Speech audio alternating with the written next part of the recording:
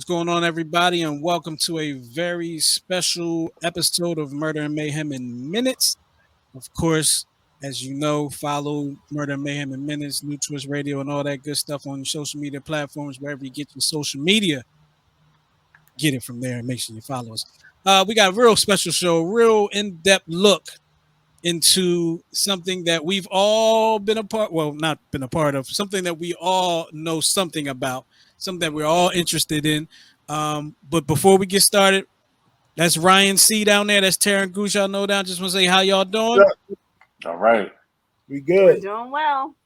Tara, would you like to introduce our guest? Certainly. So this gentleman found us because Ryan and I did a 4-part quasi-series on O.J. Simpson trial and the murders of Nicole Brown Simpson and Ron Goldman. And this fine gentleman found us because he watched the YouTube video Right. on New Twist Radio. So he reached out to us. This gentleman is Chris Todd. He is a screenwriter based in Los Angeles. Investigative producer. There he is. There's Chris. Hi, Chris. Welcome to Murder and Mayhem. Chris. What's up, Chris? Hey, how you guys doing? Good. Welcome, Chris. All right. Welcome. Thank you very much. Honored to be here. So I just wanted to start off, Chris, if that's okay, just like a little bit of a recap before we get into our Q&A. If that's okay? Sure. Yeah, of course. Yep. All right. So here we go. So O.J. Simpson, what we didn't know. Our story begins on the night of June 12th, 1994. It has been exactly 28 years since that night when 2 people lost their lives in a crime that is still one of the greatest whodunit in American history. So we have our victims, Nicole Brown Simpson, who at the time of her death was age 35, and Ron Goldman, who at the time of his death was 25. And the accused, Orenthal James Simpson. All right, so here we go. On the night of June 12th, 1994, Simpson's ex-wife, Nicole Brown Simpson, and Ronald Goldman were stabbed to death outside her condominium in Los Angeles. O.J. Simpson quickly became the prime suspect. There was a failed escape attempt by O.J., followed by him being arrested, and an 11-month trial in which O.J. was found not guilty. The number one question that I and countless other people have had on their minds for the past 28 years is, did O.J. do it? I'm turning it over to you, Chris. Well, today I think is the Bronco chase anniversary also, right? June 17th. Wow. Oh, is it? Oh, wow. Yeah. Oh, wow. I didn't even Today, think about I that. believe so. Yeah. Because I just looked at the calendar too. It's the 17th. And I'm pretty sure that's the Broncos chase. So I'm honored to be here. The short answer to your question is yes, O.J. Simpson did it. Okay. Well, I always said that. The second question that I think everybody still cannot figure out, how did one man manage to stab to death 2 people alone? Because it wasn't one man. So O.J. Simpson had an accomplice, and his name was Charlie Ehrlich. Okay. All right. So we're just jumping right into it. Well, I can give you, I mean, look, O.J. wrote a book called If I Did It. In chapter 6, he told you there's an accomplice named Charlie. Mm-hmm. He did a Judith Regan interview. The hypothetical? It's not hypothetical. No? Okay. See, that book, correct. That book is nonfiction. Okay. And that's why O.J. tried to trick people and say this is purely hypothetical. He's playing with you. So nothing about that book is hypothetical, except for the fact that he says it was a promiscuity issue and not a drug debt angle. He forgets that little part in the book. Right. Okay. And also so this when he did it was drug related? Yes. With a caveat. Okay. Because this is where it's hard for people to peg this down is, was it a drug hit? Sort of. Maybe not. Like there's different ways to play it. It's a very complicated story. And Ryan knows that too. Yes. And so there's a lot of elements. We can look at it a certain way. We can look at it another way. OJ overreacted. He freaked out. Did the mafia guys, Charlie and Joey Ippolito, did they actually set him up? Was this an extortion gone wrong? Probably. So there's a lot of elements. It's not so black and white. Yeah. And I think that's a fitting term to use for this too. Okay. Yes. Yeah, because I know one question that popped into my mind when I heard that it was drug related was, if OJ didn't accrue the debt, why was he the one that's held responsible for paying unless he put himself in that position? And if he put himself in that position, why didn't he just pay it when they came looking for the money? Exactly. Why not? You got a bunch of money. Some guys come banging on your door on June 12th at about 10:15 p.m., 30 minutes before the murders, about. Right. Why not just give them the $100,000 they want? Because he's O.J. Simpson. He's the master of the universe. You don't tell him what to do. Ego is all of our downfalls. Yeah. And that's what I've learned. Yes, they know that. He should have just paid it to Joey Ippolito. He was angry that they were doing this. He was about to get on a red-eye plane. In like 20 minutes, the limo is on its way, literally. His bags are packed out on the bench. It's not premeditated. He's not premeditated. No one would plan a murder on the way to the airport. That's right. That's right. That makes zero sense. You're absolutely right. Yeah.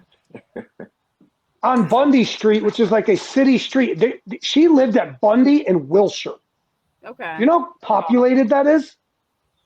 Okay. So that was one of the questions I was going to ask you today, because I mean, I haven't been to Bundy. Okay. But from the pictures that I've seen, I'm like, this doesn't look like a side street. It looks like a street that It's a has main some road. activity. Okay. Massive foot traffic, massive cars back in. It's LA. Right. There's constant movement. It Yes. wouldn't be smart to plan that at that time in that location. Well, and I've been there more than once, and I'll tell you this right now: from the sidewalk to the murder scene is 12 feet. Oh, 12 feet. that's That's nothing. nothing. Correct. And the door was open. When they find the bodies, the door's open. Okay, so if someone walked by their place, they would have an eyewitness to the murders. And what So day when of the week was this? Do we know what day of the week it was? It was Sunday. Sunday. Sunday night at 10:30 is basically the dog starts barking at 10:35, and there's a blind date. You have to use the witnesses as the timeline, which you guys understand. There was a blind date, Danny Mandel and Ellen Aronson. They walked by Nicole's place at 10:29. They saw no blood. They heard no barking. They saw nothing. Nothing. Ron Goldman's not there at 10:30. He's not. And Marcia Clark wanted to say the murder started at 10:20. She was wrong. And all the people that said, I heard a dog barking, there's other witnesses said it was dead silent at 10:20. So where were these witnesses? Why? They're there. They're in the trial. They're all there. Okay. They're Denise Pilnack. She was a stickler for time. She knew exactly when she heard the dog bark. She went out on her porch. She goes, it was so quiet at 10:28, 10:30. It was dead silent. That's crazy. And that messed with the entire timeline of the prosecution, that the murders, because of Pablo Fenjves, who lived behind Nicole, who wrote OJ's book. What a coincidence. Right? Yeah. And he testified, you're going to see a lot of these weird coincidences. He writes OJ's book, If I Did It. Okay, So, Chris, he let me writes ask about you Charlie. this. Just going back a minute ago. So He you was said like that- 100 feet behind her crib or something. Yeah, Correct. I'm sorry. So you said the door was open, when the bodies were found. So so when you say the door, the gate, because it was a gated little, The front gate. Okay, because the prosecution, the story that they tell me if I'm wrong. I believe the story that they tell is, Ron went in, the door closed behind them, and it was they used the word killing cage. So wouldn't it have been closed? Wouldn't it have been closed according to what they say or their version of how things went? Well, you're right and they're right, or I could say you're wrong and they're wrong, right? Okay. We weren't there. We don't know. Gotcha. We're not God. We were not there. Yeah. Robert Heidstra hears a gate slam. He hears a man's voice go, hey, hey, hey. And then I heard a gate slam. Now, either the gate slams and bounces back open. You know, when you slam a door, it won't shut. It's going to bounce. Right. So whether Charlie pushes Ron Goldman in, slams the gate behind him, they're fighting, the gate flings back open. They don't care. They are enraged. So they're not looking like, make sure you close the door. Yeah. Right. It's not. So, but look, there's a lot of mysteries. Look, when we go through this, there's things that keep me up at night too. Okay. I know Charlie. I've known him for 5 years. Just listening to you talk about it, I'm just like, first of all, I love this. It's going to mess with your head, bro. It's going to mess with your head. You just start thinking of Chris, little things. how long did Charlie and OJ know each other before this crime was committed? 3 months. Hey, I've known you for 90 days. Come help me kill someone. I didn't realize. But Charlie knew, but OJ knew Joey Ippolito for years. Through Charlie, and yes, he knew AC for years. They used to point shave bet with football guys. They ran a gambling ring. What is the mandate for the mob? Prostitution, gambling, extortion, contraband, right? That's their whole thing. So if you had AC Collins and OJ Simpson introduce you to all the young football players, hey, take a dive tomorrow night, I'm going to hand you like 90 grand, right? You don't cross you see what I'm saying? Yeah. You miss that tackle at the 40-yard line. Miss a couple tackles for me. There is so much stuff. I learned so many crazy things from. This is deeper. Chris, we can do this every week. It's like with so many layers that we're peeling. Like we're never gonna get to the end of this. You never would. You never would. It would keep evolving. But the quick thing is, look.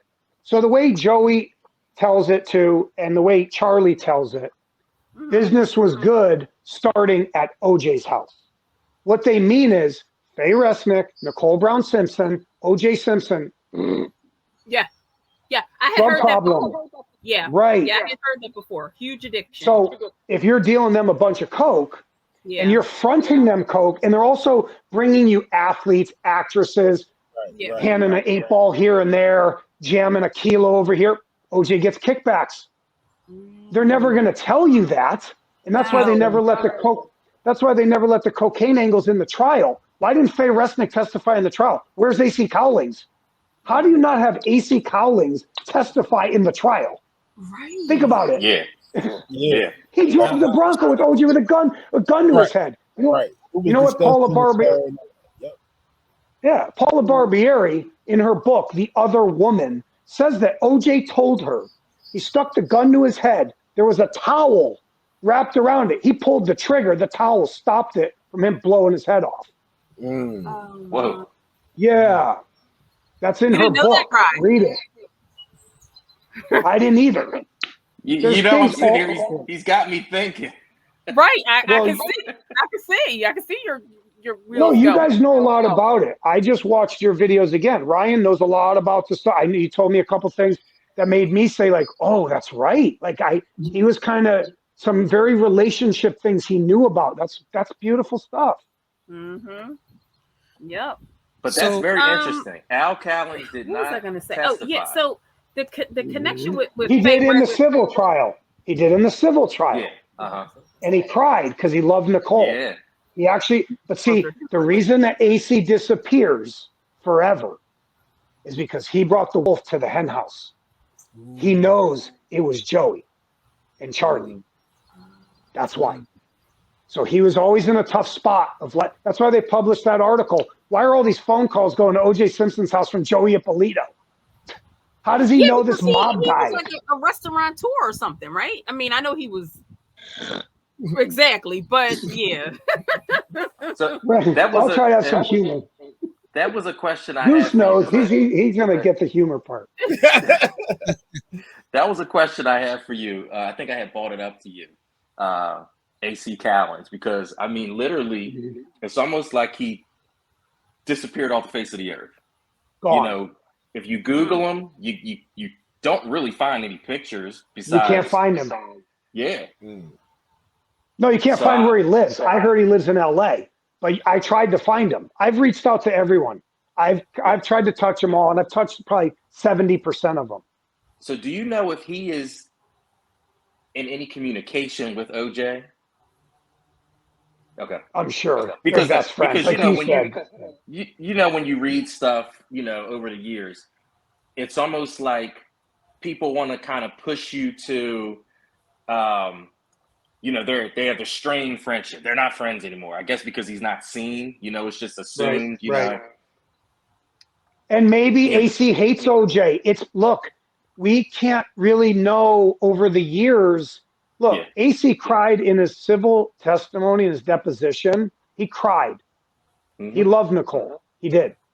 He's the one guy, I'll stick up for AC for a minute. He's the one who tried to beat the crap out of OJ once when he found out he was beating Nicole.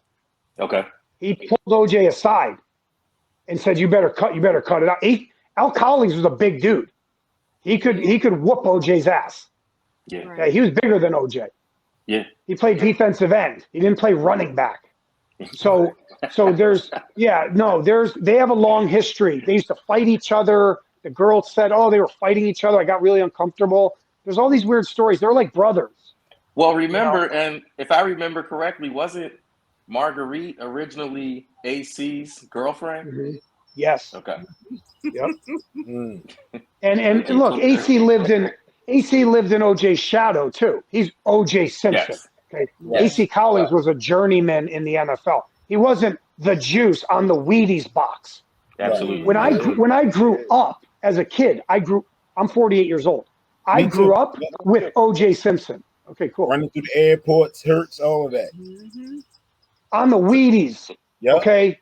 Bruce Jenner, OJ Simpson. Yep. Like that, those to a kid, those guys were gods. Yeah. They were like gods. Okay. Yeah. They call him Juice. If you just say, who's Juice? Oh, OJ Simpson. Yeah. And I don't think that people realize, you know, people who are just kind of paying attention to it, or people who didn't really pay attention to it then, I don't think they realized that OJ Simpson was still a big name in 1994. He may have been a retired football player, but in Los Angeles, he was still a big name. He carried the torch for the Olympics. Yeah. I remember that. Yeah. Okay. Yeah. They chose OJ Simpson. Look, he was like one of the fastest humans ever. Willie Mays. There's a great story about Willie Mays. I'm a big sports guy too. Willie Mays, a coach, went to Willie Mays and goes, you need to see this kid in San Francisco. Willie Mays went to meet him and took him to his house. It's in the movie. They made this really weird movie. Willie Mays sat him down and goes, I heard you're the best athlete my friend's ever seen. I trust everything he says. He was. They never saw anyone like him. Wow. Watch his tape. When OJ got the ball, he was on bad teams. He only went to the playoffs once. Yeah. When they handed OJ the ball, he was one of the few people, it was like showtime. If you handed it to him, everyone else was just like, whoops, here he goes. Like, just gone. And watch his highlights. He had speed, agility, intelligence, toughness. So he painted that picture like, oh, I never could hurt anybody. You played in the NFL. You ran guys over. Exactly. Like, you were the strongest guys in the world. Like, so it's OJ's story is fascinating to me, I'm fascinated mostly about the duality of his image and his life. But you're absolutely right, Ryan. He was a big deal. The movies, the Hertz commercials, Naked Gun. He was funny. Funny. People loved him. He could do no wrong. He was a Naked Gun. Yep. That's right. Yeah. Look, man, he had everything. Okay? He had everything. The mansion, the girls. He cheated on Nicole like 50 times. He was with Magic Johnson's orgies, parties. He had everything. He had a drug addiction. Okay? So did AC. AC says, Joey Ippolito helped me kick a crack habit. Excuse me? The one that was giving what? Yeah, exactly. Like, so this is what the mob does. You don't know if they're coming or going. They're going to have all these different like stories. Oh, I was helping him with his coke habit. Oh, okay. Like, so, yeah. Wow. And I think that's also so, Chris, another can thing we talk about this confession that you said that he allegedly made the confession? Oh, I was gonna. Go ahead, Ryan. Before I show you the confession. Before I show you what everyone is having a lawsuit about. Oh yeah. Yes. Here we go. But go ahead. Look, now I didn't forgot what I was going to say. I was going to. Yeah, it's all good. I don't even remember what it was now. All good. Yeah, it's all good. So yeah, Charlie wrote a script. Oops, I wasn't supposed to show the title. Whoops. Thank you. Charlie wrote a script, and maybe your audience they can even look and they can screenshot it too. Mm-hmm. So he wrote a script with a friend of mine 5 years ago, and they called me in and they go, "Hey, you want to help us move this movie project?" And I didn't believe what it was. I said, "OJ didn't have an accomplice. Who are you talking about?" They didn't let me meet Charlie for a year. I didn't know his last name. I didn't know that much about Vegas and the robbery where Charlie was with OJ then. Mm-hmm. And I didn't know that. So they didn't tell me his last name. I got to read the script. There's a tape. I heard some of this confession tape. And there's a tape. I just didn't. There's a tape, yeah. Wow. In a vault. Safe. Safe. It was in a vault. Now it's in a safe. They keep moving it. Mm-hmm. So we don't know if it talks about June 12th. We don't know. I never heard the end of it, and my partner won't play it for me. No one's heard it. Okay. All the people I talked to, no one's ever heard the end. So he talks about OJ, but he talks about him like in Vegas. Oh, I was with OJ in Vegas, and I didn't trust these guys. That's how he talks. I didn't trust these guys. I didn't know they had a gun. He's the hustler. He's a mafia. He was born into the mob. And he said OJ didn't know that they had guns too, right? Yeah, of course. Yeah, I didn't know he had any guns. Well, look, the reason they messed up, they shouldn't have brought a gun. Yeah, why bring gun? Okay, I know the guy he robbed. Okay, he's like a kitten. Okay, so why would you bring a gun to the room? There's two older guys. You're OJ with Charlie and 5 other dudes. Why would you bring a gun with you? Like, that was the dumbest thing they did. Yeah, that was stupid. And he wouldn't have went to jail. He was taking back stuff they stole from him. Right. Mike Walker, whatever his name is, Mike Gilbert helped steal the picture of Nicole. There was a picture of Nicole, and that set him off. Like, he found out. Yeah. There's a lot of stuff there. But ask the questions so we can get into it. I want to be able to give you kind of hard stuff. So I have one question, if it's okay. Is Ryan talking? No, good. No, you're good. Ryan's still processing. Okay. Oh, I am. Because he's like, oh.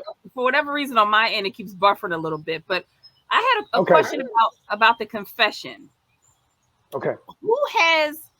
Who owns that? And if they released it, double jeopardy would come into play. It's not like he could be tried again. Oh, for OJ. Correct. Only for OJ. Double jeopardy would apply. So Charlie but for anyone else, that would be implicated. Okay. Gotcha. Right. So who, Chris, do you know who owns that confession tape? You do? Okay.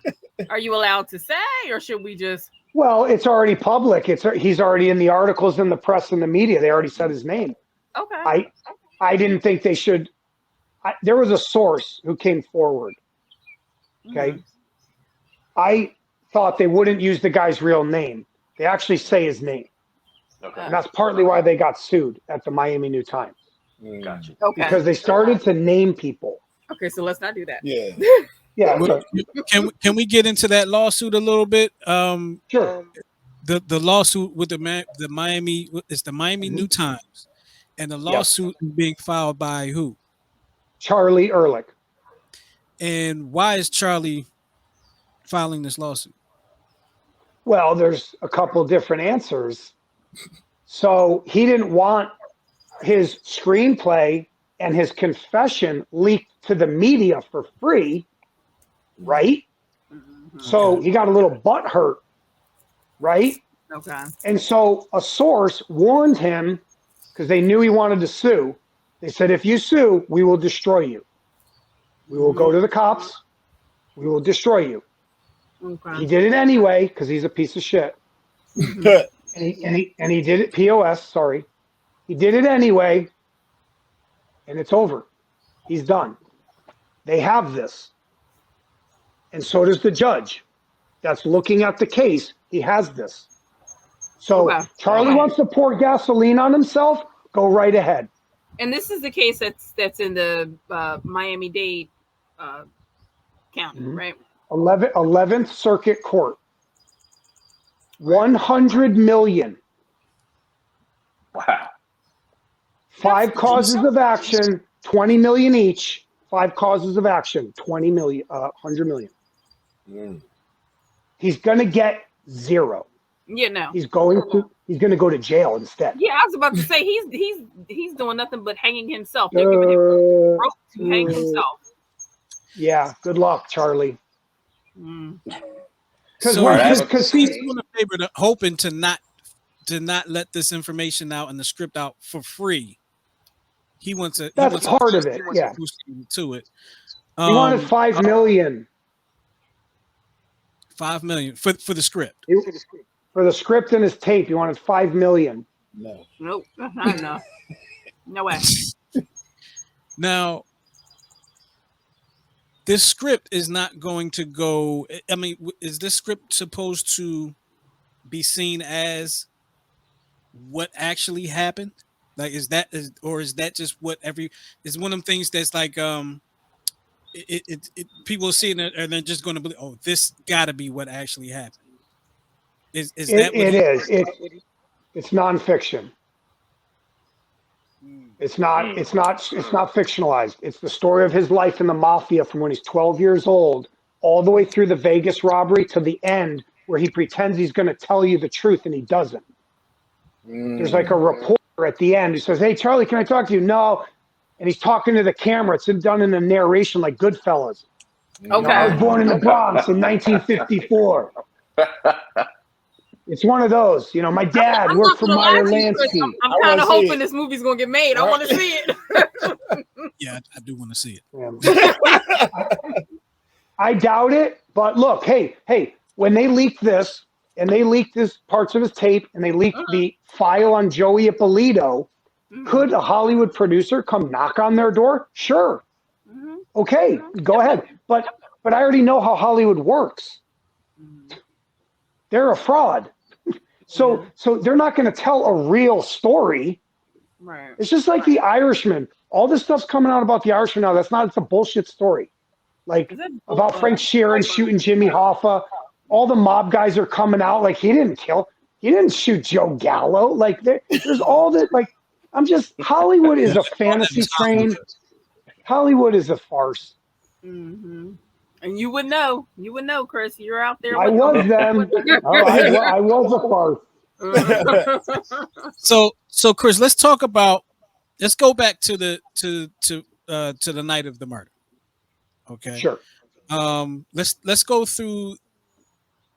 OJ was at his house, chipping golf balls, getting ready to go to the airport. He gets visited by Charlie.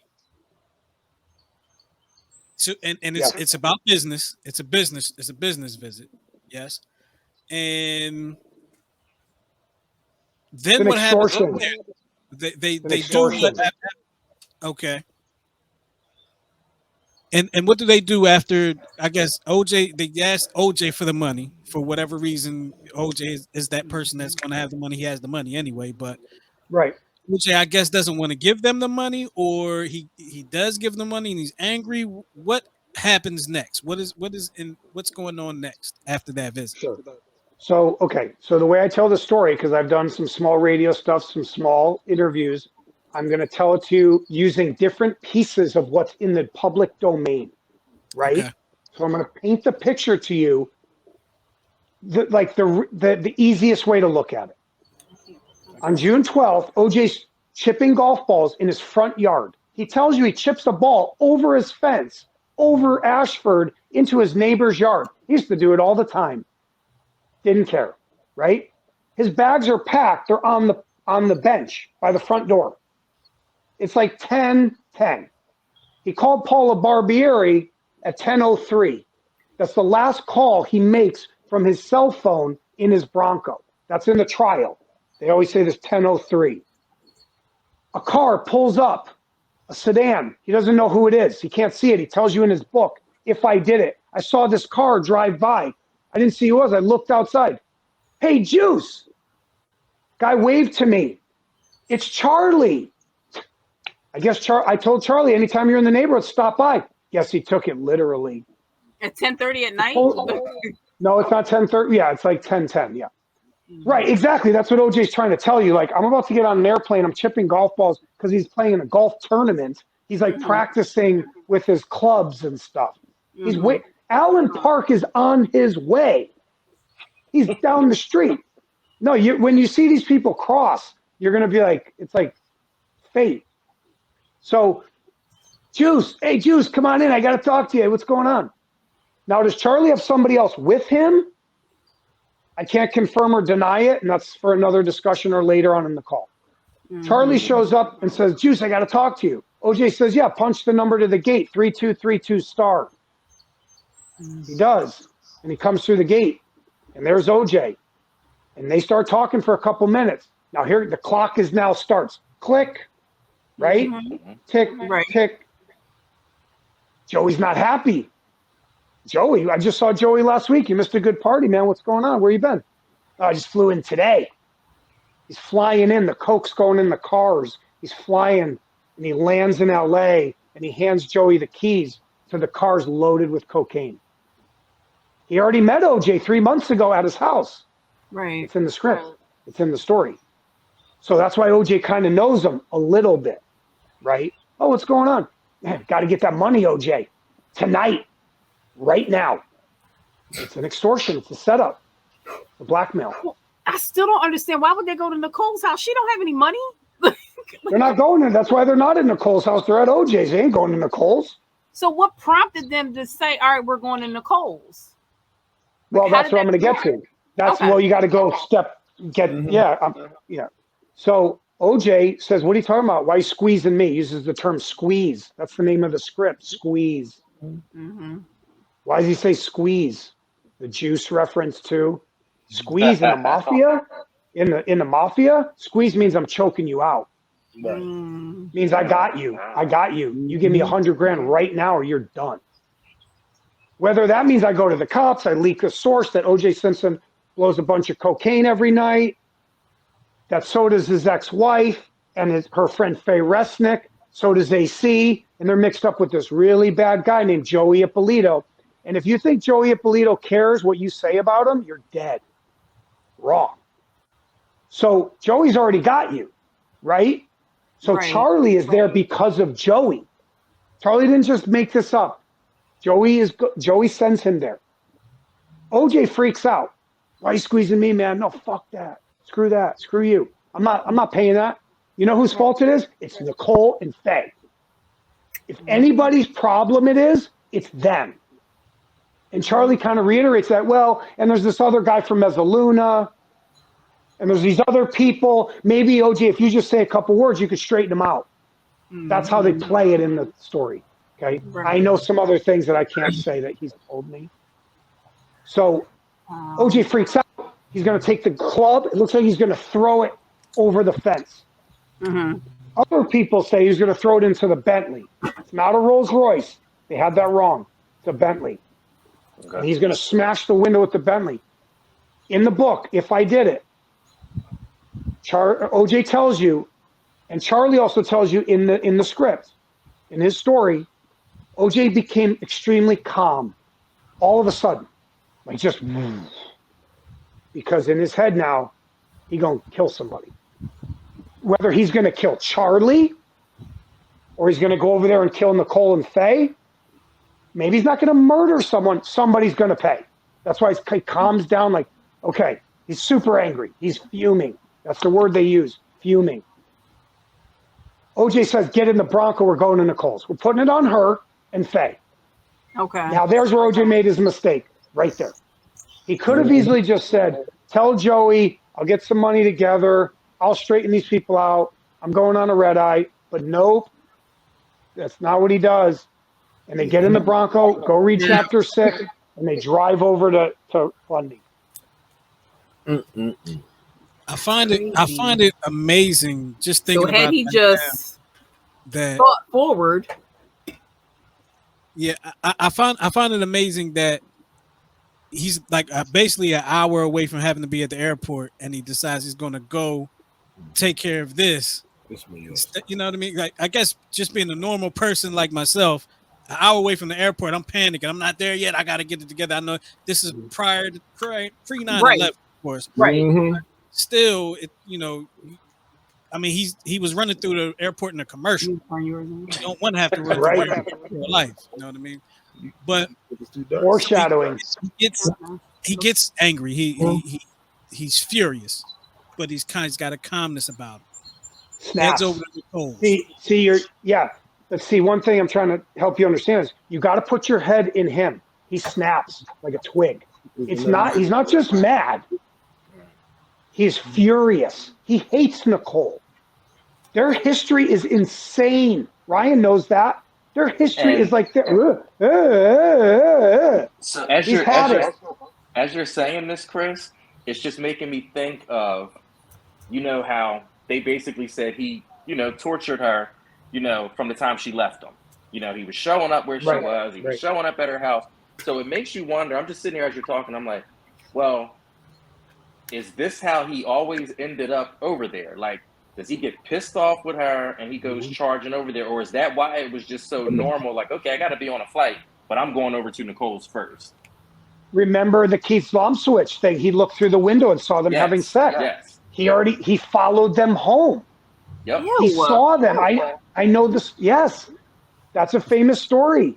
Yep. He watched them through. So Ryan's right. This was part of his MO. I'll just go over there. I stalk her anyway.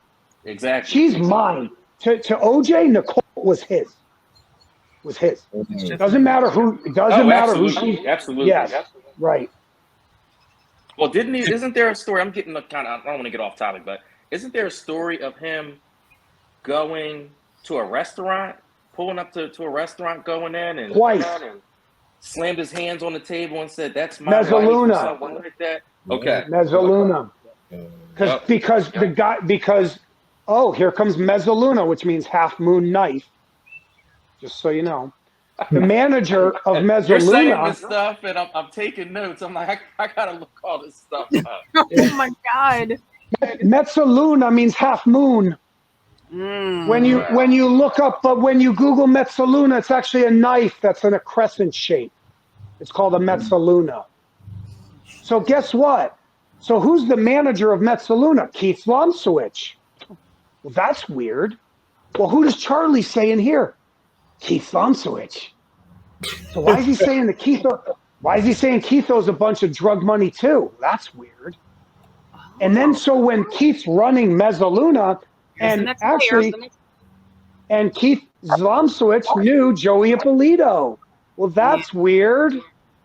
He used to come into Mezzaluna all the time. So all the dots they're going to. You said Joey used to go to Mezzaluna? Mm-hmm. Wow. And I got confirmation from a source. He goes, I used to see him in there in the Beverly Hills one, and in Aspen, and in Brentwood. All three.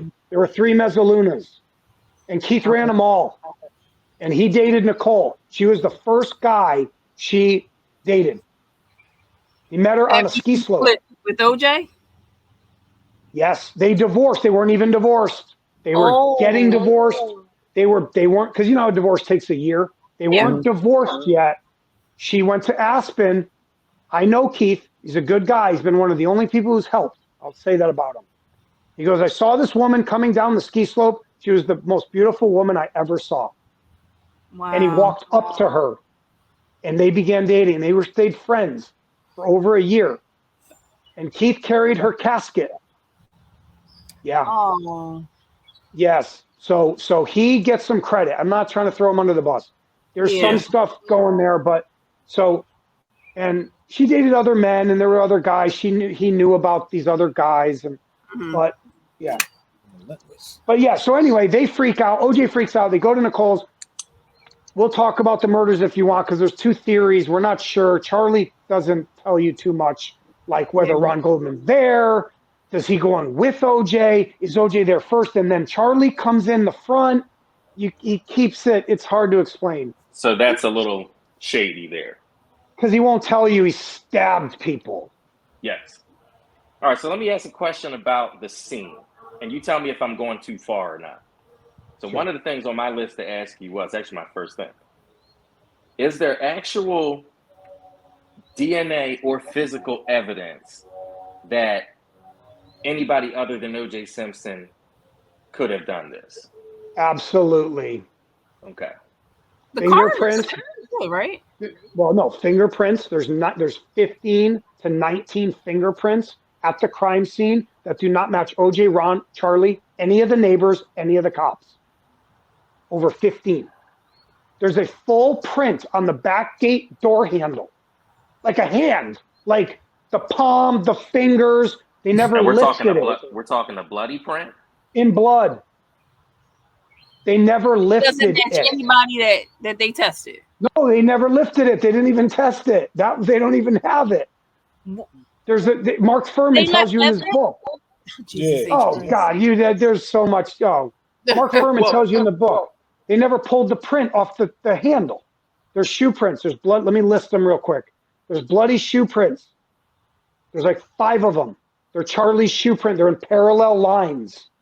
OJ's is a Z shape. Bruno Mali size 12. Charlie's is a 10.5 parallel straight line. I have the pictures in blood. There's another shoe print, a boot heel in a circular motion. Is that a third assailant? I don't know. Is that the cop's boot? Doubt it. They said they tested all the cops' shoes because they had to. They had to match to be careful, right? You can't say, oh, that's the kill. Was that a cop's shoe? Like, they have to do that.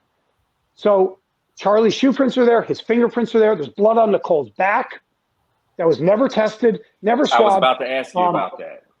Tom, I met the cops a couple times. I think they rolled her over. They didn't roll her over. They threw a blanket over her from her couch. Yeah. Dude, they didn't take notes. They didn't take notes at the crime scene. Forensically, it was horrible. Keystone Cops. Disaster. Chris, can I take a step back a little bit? I'm still thinking about the murders. It's kind of a 2-part question. I'm going to ask both questions, and I'll let you answer. And don't answer until I finish both questions. One question is, and I'm pretty sure I know the answer. Were both of these murders committed with the same knife? The next question is, do we know if Charlie was approaching OJ for a debt? Did Charlie have his own a weapon on him on his own? Because I don't know the size of Charlie, but we know OJ, football player, NFL star, pretty big dude. You would think if you're approaching OJ Simpson for money and he gets mad, we know OJ can have a temper. You might come with some type of weaponry. Do we know if Charlie had any weapons on him when he approached OJ that night? Yes. Okay. So first question, was it the same knife? No, there's 2 knives. Charlie has a knife and OJ has a knife. OJ has a single edge and Charlie has a double-edged dagger. The Black Hand taught its members the way of the stiletto. That's a saying in the mob. When they initiate mafia guys, they take a knife and a gun and they cross it on a table. And they say, will you use one of these to protect the family? You answer yes. So if you can't use a gun, you use a knife, right? Charlie has a knife, always. Does he have a gun with him? Maybe, I don't know. He doesn't say crazy stuff about that. He has a knife. OJ runs upstairs into his bathroom and grabs a Swiss Army knife. It's a Victorinox. It's about 5 inches long. It's a single edge, very narrow blade. The autopsies reveal on Nicole's neck, it's like 5/8 of an inch. That's not a big knife. It's thin, okay, the width. I had a very hard time reading the autopsies. It took me 6 months to know what to read properly and how the words. Her stab wounds, remember, you can only tell a knife by going straight in. Right. If you slice someone, you can't tell if it's a single edge or double edge. It's near impossible. Okay? So the knife has to go straight in for it to leave a blunt edge on one side and a tapered or pointed end on the other. That means it's a single edge if there's a rounded end and a pointed end. Okay? On Ron Goldman, there are 2 knife wounds that are double edge. So when they go into him, one's on his side, it's double edge, and the coroner tells you that it was tapered and pointed on both sides. It's not a single edge. So that's why Dr. Erwin Golden said in his testimony in the pretrial, there are 2 morphologically different types of stab wounds on the victims. He said it under oath, and he was kicked off the case for saying that. And he never testified again. Yeah. What's up? What's up? He said there were 2 knives. Nope, gone. So, and Charlie, same knife. No, 2 knives. Does Charlie have a weapon? Yes, a dagger, knife. They both have knives. Okay. Right. Layers. And look, the OJ and all the and the OJ lovers or the conspiracy psychos, like when I wrote my book, I wrote a book. I wrote one called If We Did It. And I wrote a book called Ron's Revenge. Okay. In there, I call them psychos. I use this Greek terminology, Roman circus psychos, and all the cirque, what's a circus, and all this stuff. These conspiracy nuts will tell you, OJ didn't do it. He didn't have a knife, right? Oh, his blood was mixed with Ron and Nicole's blood in the Bronco. Coincidence. So my point is, I can tell you there's 2 knives. I can tell you that Charlie and OJ both killed Ron Goldman, and OJ killed Nicole. It's up to you if you're going to believe me. I can't force you to believe it, right? I'm a messenger telling you what I know from Charlie, what I know from the confession, what I know from my investigative research for 4 years, 24/7, from risking my ass to reveal mob guys who still have kids who call me up at midnight. Okay, so it's I'm going out of my way for Ron and Nicole and for our general public to know the truth. Stop chasing these ghosts. Let's put this to bed. Yeah, let's find the real killer. So everything that you're telling us, put Charlie in jail. Everything that you're telling us, the LAPD has all this evidence. I mean, they know it was 2 knives. You know what I mean? So they know there's footprints. They know there's shoe prints there. It's in the trial. Dr. Henry Lee, Dr. Erwin Golden, Dr. Michael Bodden, they all show the shoe prints. They testified for this for days. I know. I was watching some parts of Bodden's testimony a couple days ago, and I had totally forgot what he said during his testimony. So I had to go back and I was sitting there like, wow. So,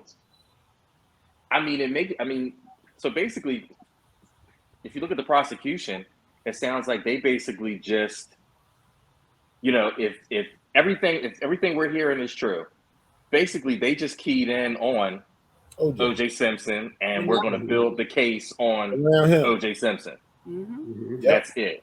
We're not going to worry about the second knife and the other print and all that. And the hat, Charlie's hat's in the Bronco on the floorboard in the driver's seat is a mafia paperboy cap with blood on it. I thought it was a joke when I first, because they take the hat out and take photos of it. So there's pictures where the hat's in the Bronco and there's pictures where it's not. I thought it was a joke. So I didn't know the hat was real until I watched this documentary on Netflix, and I saw the hat. I'm like, whoa, that's real? Chris, why is it, like Goose just said, why was it a conspiracy from the beginning? Why? How did this happen? How did this get so long? Especially if OJ was, the man in 94. You dig what I'm saying? like in 30 minutes time, he became public enemy number one? Because he left a lot of evidence. He leaves his gloves there. There's a glove behind Rockingham. There's a glove in the bush by the hat. His hat's there. His gloves are. His blood's there. His blood is at the crime scene, dripping from his left hand next to the shoe prints. There's blood in his foyer. There's blood in his driveway. Okay, he left a lot of. That's why Marsha Clark was like salivating, like, holy cow, we got blood at the crime scene, got blood at his house, in his driveway, and the blood on the socks. There's blood on the smear of the light switch in the bathroom. It was like, so look, whether Marsha Clark was lazy, whether they feared the mob, whether Joey and Charlie put out a couple quick threats. I do have one source that said they threatened to murder OJ's kids if OJ said anything. She came forward. She goes, I was sleeping with one of the defense attorneys. I go, tell me who it was. She goes, I will not tell you who it was. And she goes, they told me back in 94 that the mob threatened to murder OJ's kids if he opened his mouth. Right. So you have a combination of police stupidity.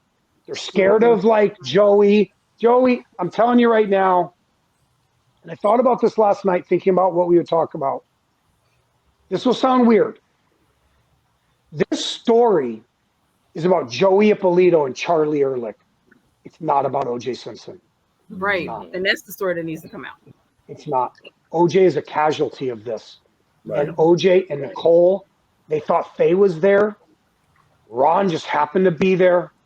For some reason, God brought him there. I had psychics do readings. This happened to him before. There's all these. I'm telling you, this thing is a divine story. I've been lucky.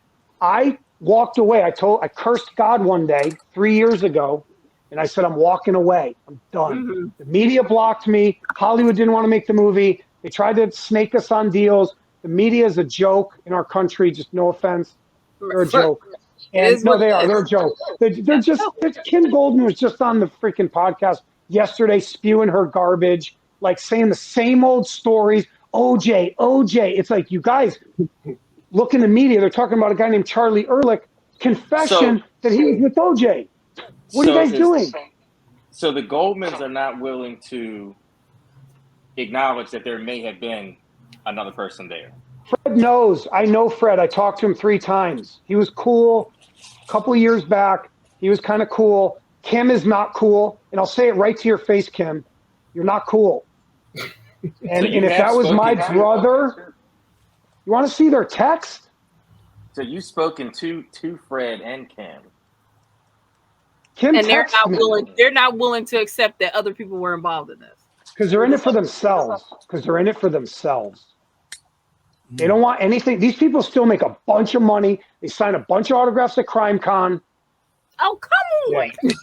Yeah. I'm serious. Watch, I'll show you right now. Watch. So wait a minute. So Chris, so you said they do acknowledge, or they do know of this evidence. Oh, they know. They call him Ehrlich. Okay. When they mention, they go, "Oh, you talking about Ehrlich?" They know. It's in their book. They own the book. If I Did It is owned by Fred and Kim Goldman. Right. In chapter 6, OJ told you he had an accomplice. Yes. Charlie took the knife. And I remember I pushed Charlie out of the way and I grabbed the knife. He puts him in the crime. And Fred says that when he read the book, that it was basically he ran down what happened that night. Wow. Oh yeah. That's Kim Goldman. Wow. And that's Fred texting me. I'm about to tell him I'm done again. That's Fred saying that to Kim. He screenshot. He showed me what they're saying. Budget of what? Kim says. Boss's name with what company? Solved the crime? Already been solved. 2 knives, 2 killers, no evidence to substantiate either. Wrong. She's wrong. Look, I don't want to, I do a lot of murder cases. I get mothers call me scum. I get crazy threats. Okay. Ron Goldman's watching us, and so is Nicole. Yep. If that was my sister and I came to her and she ignored me, I'd be pretty pissed off. Like if my sister didn't listen to the people that said, your brother was killed by someone with OJ Simpson. He's walking the streets eating crab legs in Miami. and you tell me I'm nuts and there's no evidence of two knives. Did you sit in the trial, Kim? Did you listen to all the doctors talk? No, because you only want to hear what you want to hear. Yeah. And that goes to your point of what you said, why the prosecution, read the book, A Problem of Evidence by Joseph Bosco, and read the book Killing Time by Donald Freed. They both talk about Marcia Clark ruined it all. And what was the first one? A Problem of Evidence by Joe Bosco, Bosco, and Killing Time by Donald Freed. Marcia Clark ruined it all. Marcia Clark ruined the whole thing because she was in the first chair. She had all the power. She ruined Jill Shively's life. Why didn't Jill Shively testify? She saw OJ crash through San Vicente on the night of the murders, 2 minutes after the murders. She didn't testify because Marcia didn't want her to. She's the witness. Yeah, that was dumb. Okay, well, Marcia says it. Because she took money or whatever. I mean, to me, she took $5,000. Put her on there. She took $5,000 from hard copy. Hold on, let me put a light on in case it's too dark. Hold on. I feel like I'm getting too dark in there. Yeah. Man, just thinking about it, just listening to what was there, and Chris, and anybody can chime in on this. Excuse me. When you talk about the evidence that's there, right? And we know, the two knives evidence and all like that. I'm thinking about it from a lawyer standpoint, and I've never been to law school, never spent a day there, so take it for what it's worth. But I'm thinking, from what Chris just said, led at the crime scene. I'm thinking I probably have a better case if I try to get OJ. Justin, are you there? Yeah, I'm here. I got a better case if I try to get OJ rather than try to add someone else, and then maybe I confuse the jury. Maybe I put some doubt in the jury's mind. What do you think about that? I mean, from that standpoint. If you're the defense team, you love what you just said, because if I only look at O.J. Simpson and there's actually somebody else there, that's going to be easy to create doubt. There's going to be shoe prints, fingerprints, evidence, this drug debt. We're going to bring sources forward. They're going to start talking about Charlie and Joey Ippolito. That's why it was exactly. They knew there was another guy there. They never could say it because OJ's there too. Right. That's why they talked about the cocaine and Brett Cantor's murder and Michael Nigg. All these, like, he got killed and he got slit like Ron, and he was in the drug game supposedly, and he owned the club. And Nicole and Ron went to the Dragonfly. There's a whole podcast. They let me say this. Let me tell you what Marcia Clark did. Okay, her ego got the best of her, and I'm going to be real honest with you, right here. The investigators that worked for the prosecution were awful. Okay, when they brought the defense team, had the best attorneys, literally F. Lee Bailey, Bob Shapiro, Barry Scheck, Peter Neufeld, the other guy Gerard, he was good too. They all were good. Sean Hawley, Douglas. That's why they called them the Dream Team. Like, they blew Marcia and Darden and Bill Hodgman out of the water, and Hank Goldberg out of the water. Like, so, but my point is this, put it in your shoes. O.J. Simpson's like the Michael Jordan of football in the 70s, right? If Michael Jordan committed a double murder, guess who you're going to look at? Michael Jordan. Because Absolutely. He's your whale. He's all your fame. Just focus on him. And that's what they did. It was probably easier in their mind to get a conviction if they go into it just prosecuting football star O.J. Simpson. But the problem was, but here's the thing. I read in the book today. I'm always reading the stuff. One of the guys at the DA's office they go, do you think it's going to be a problem trying to get O.J. It seems like a frame up. It was one of the DAs. He goes, it seems there's blood here, there's blood there, there's a glove. It kind of looks like he's framed. Like it's too good, right? Yeah. And the guy goes, the other thing too, you're not worried about prosecuting O.J. Simpson, everybody loves him. They go, yeah, everybody loves him. He goes, no, he blocks out the sun. Meaning, like, he's beyond, they like him. You know what I'm saying? He's like Michael Jordan committed a murder, and you're going to go get 8 African-American jurors, 2 white people. You know what I'm saying? Like, they're going to put Michael Jordan in jail? Like, you're already in trouble. Mm-hmm. Absolutely. It's hindsight's 20. Look, hindsight's 2020. You know, Lon Cryer put up the fist sign, the Black Power. Like when OJ got acquitted, he put up the Black Power sign. That was like a big story. Like, oh my God, it was all fixed. It wasn't fixed. That jury deliberated for 4 hours, and 30 minutes of it was for lunch. They deliberated for half a day. You know why? Because based on the evidence that the defense team presented, there was a lot of doubt. A lot. Mm-hmm. How he did it that fast. Where's the bloody clothes? Where are the shoes? You have no murder weapon. You have no witness. OJ came out like, hey, I overslept. They didn't even see a cut on his hand. They saw no bandage. The guy on the plane saw nothing on his hand. There were all these things that they're like, God, how could he do it so fast? Dr. Henry Lee says, must be some kind of superhero to do it. Because it seemed, yeah. So one of the things that people always say, and at one point I was saying the same thing, but I'm like, first I thought, number one, I always said there would have been way more blood, and I often said, where are the clothes? But if there's a third person there, I'm sorry, I keep saying third person. If there was a second person there with him, and he takes the clothes off, presumably, to get in the car, well, that's why there wasn't more blood, I would assume. And to me, that's another layer for a jury to wonder, okay, well, if we're on such a strict timeline, when did he have time to get rid of the clothes if it was just him? Where are they? If he went back home, why aren't they tried to say they were in the laundry machine? That was all bullcrap. They tried to say there was he did the laundry and washed them. So when they found these dark clothes, that those were them, but they were washed because he ran the washing machine overnight. No. And also there wasn't blood on the gas pedal and brake. They didn't find any blood on, so he's not wearing shoes.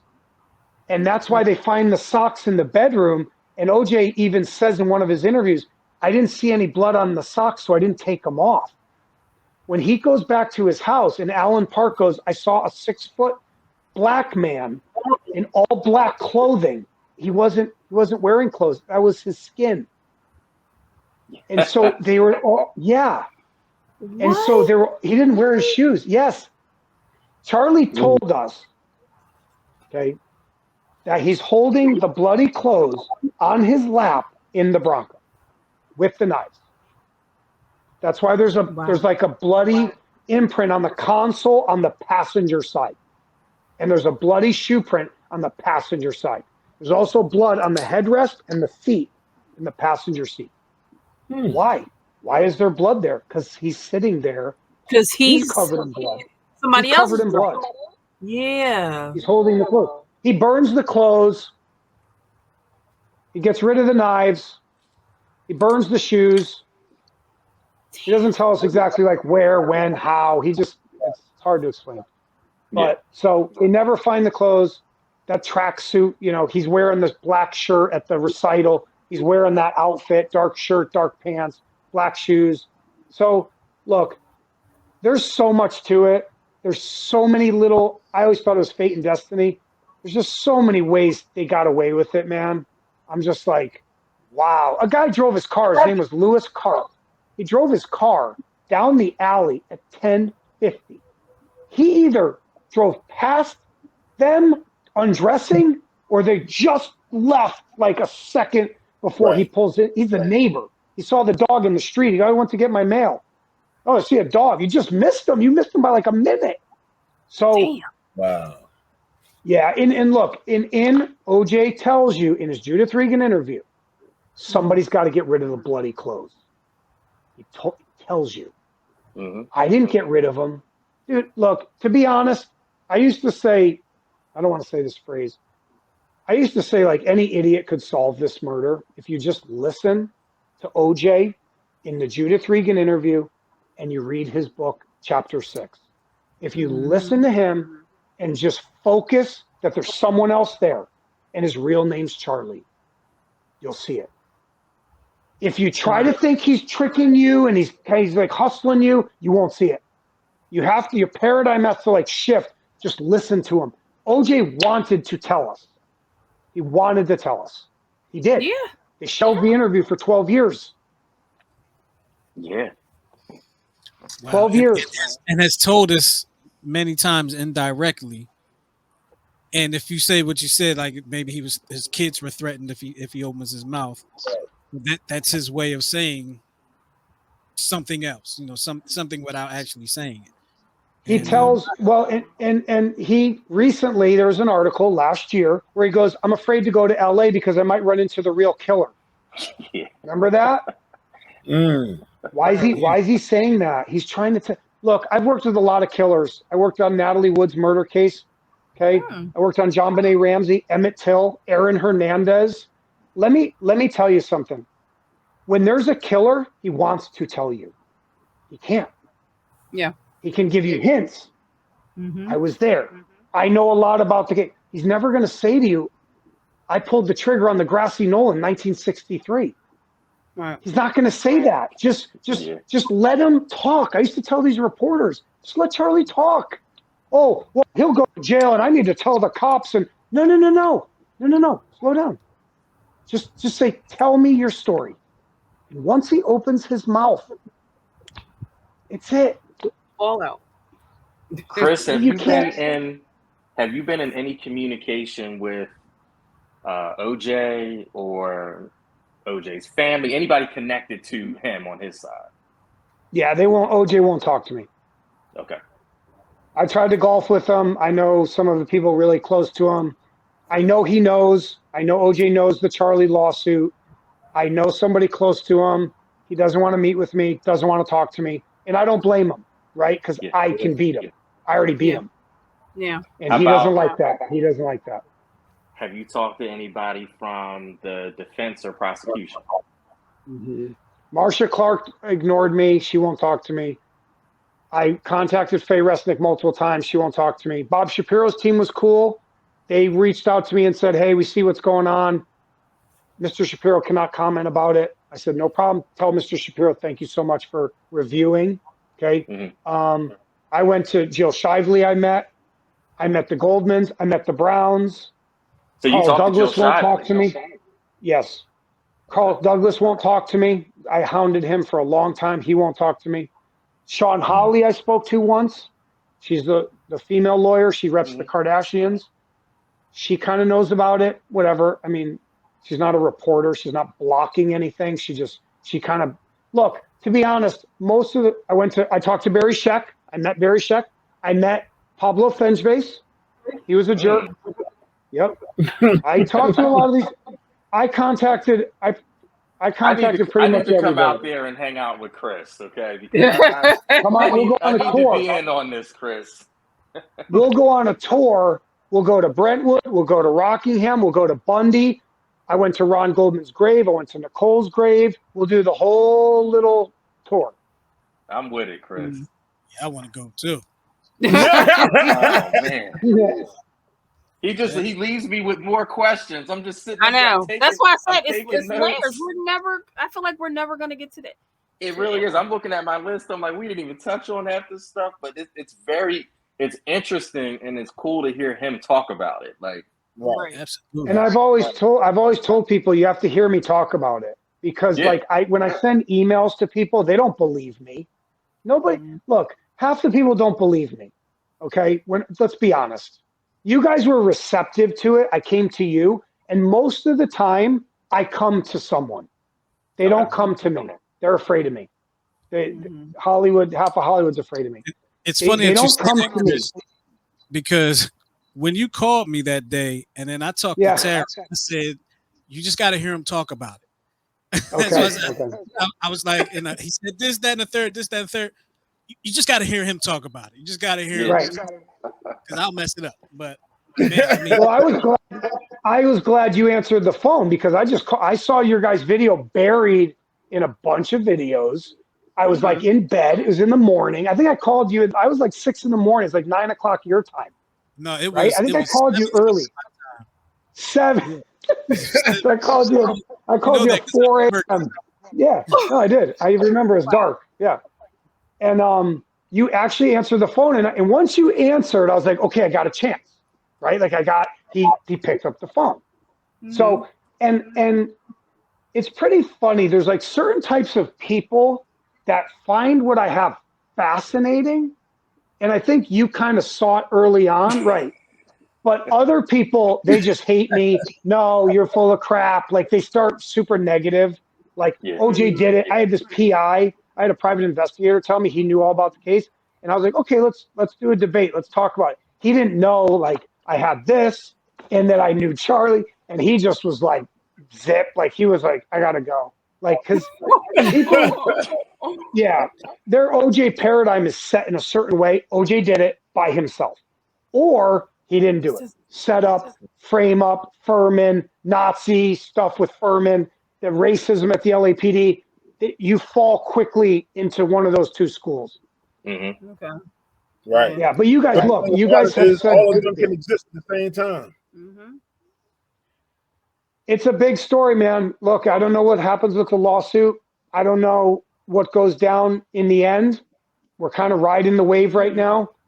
It took 2 years for the media to cover it. The lawsuit is still ongoing. Oh, it hasn't even started. The judge hasn't ruled. We're all waiting. I have these emails from all the lawyers. They're all waiting. They're just sitting. That's something that you definitely have to keep us posted on. Oh, I will, of course. Well, part of me, look, part of me wants the judge to go ahead, right? Like, but see, they filed a motion to dismiss. So now there's a response to motion to dismiss. So now the judge has to decide, am I going to let this go forward or not? Who knows when he could wait a year. The judge, look, think about if you're the judge on this and you got a guy saying, they said I killed Ron Goldman and Nicole. And I want $100 million from the Miami New Times parent company. And you're the judge. You're kind of like, hold up. Like, well, like, I'm pretty good at reading people and kind of like understanding basic psychology of people. The way a judge is going to look at this, he's first going to be like, hold up. I need to know if this guy really murdered those people or not in my own head. Right. If I think he actually murdered, you feel what I'm saying? Yeah. Yeah. Mm-hmm. Like if this guy really killed them, I'm not letting this guy take a defamation case in my courthouse. Like he's out of here. Right? There's no way. If he has a doubt, say he has a doubt because maybe he doesn't read this all the way. Maybe he doesn't read OJ's book. What if he gets a little lazy about it? Oh yeah, you can't say, Florida law says you can't defame a dead person or a live person. What if he takes that kind of, here we go. So look, Charlie will drop the suit no matter what. He's not going to be deposed. Do you think he's going to get deposed on camera? Where were you on June 12th, 1994, Charlie, at 10:50? I was in Miami. Prove it. Prove it. What? Show us. Oh, I was with my family. Show me. Where? Show us. See, I've already posed questions for the attorneys too, like through one of the sources. I said, if you want me to come out of the woodwork, I will. And so will Cato Kaelin's ex-manager. There's a guy that Cato confessed that he knows Charlie. They saw the Bronco. And that was one of your questions in the questions. And the answer to that was, no, the limo driver never saw the Bronco before, during, or after, ever. It never was there because Charlie's holding it on Bristol Street. Oh, okay. That's why OJ says, I ran through the backyard. I came across through the 2 tennis courts. Yeah. He did. He The didn't come through the tennis driveway. court. Yep. They came from Bristol Street. Ashford's too close. The limo's at Ashford. And so they're on the other street, and he drops OJ. OJ jumps a fence and runs behind through the 2 tennis courts. They connect. He tells you that in his book. He tells you that in his interview. I came through the 2 tennis courts around the back. Why he didn't go in the house, we think the doors were locked. He could have went in the house. There's a laundry room, and there's Cato's room, I think has a door. He could have went through the door. Instead, he came around to the garage, and that's when Alan Park saw him. He comes around into the driveway. So the Cato part of the story of that night. So you're saying Cato knows Charlie. He knew him before. He knew him before the murders too. Okay, yep. Got you. Okay, he met him with OJ. I was just trying to think if that impacted anything that Cato had said. That, oh God, there's so much, man. We can do a whole nother episode on just Cato Kaelin. I have so much on him, dude. A guy told me stuff about him that he said to him that would make your head fall off your body. Oh God! Wow. Like, well, I'm gonna drink for that conversation. He saw the Bronco come back after the murders. OJ drove away in the limo, and the Bronco pulled up, and Cato's like, "What the hell's going on?" And Charlie got out of the Bronco holding a bunch of bloody clothes and goes, "Get out of here! Something bad happened." Did Cato tell you that in his testimony? Nope. Absolutely not. Nope. And Cato pretended he didn't see OJ behind the house. Well, that's weird, because when the testimony happened, Cato said he took a flashlight and he went behind the house and he was looking. He thought he heard an earthquake. He didn't hear an earthquake. OJ was banging on the wall, "Come help me." That's what that bang is on the air conditioning. Yeah. He didn't bump into the air conditioning. He's banging on the wall, "Come out here." Because I need you to distract the limo driver whose headlights are shining down my driveway. Oh my God. And I'm naked. Yep. Crazy. Yep. And so when he goes back with the flashlight and he looks behind the house, there he sees an O.J. Simpson bloody, stained in his underwear. And when Cato testifies, they go, "Cato, why didn't you let in the limo driver?" I just didn't let him in. Well, then you walked around to the back, right? Why didn't you let the guy in? You saw him, he was standing there, right? Mm-hmm. I don't know, I just didn't let him in. So I went around back with the flashlight and I looked down, I looked back in the alley. Well, how far did you go back? He starts to kind of panic. I didn't go that very far back. Well, why didn't you walk all the way back if you heard the noises? Well, I was scared. I just looked at the thing. Yeah, because OJ's standing right in front of him. He can't go back. OJ's like telling him, like, "Go freaking let the limo guy in." So when he comes, so then when Cato starts to walk, Alan Park says, "I saw a white guy with a flashlight walking towards me," right? And they go, "When did you see the black figure, 6 foot tall, 200 pounds? Simultaneously." What's up?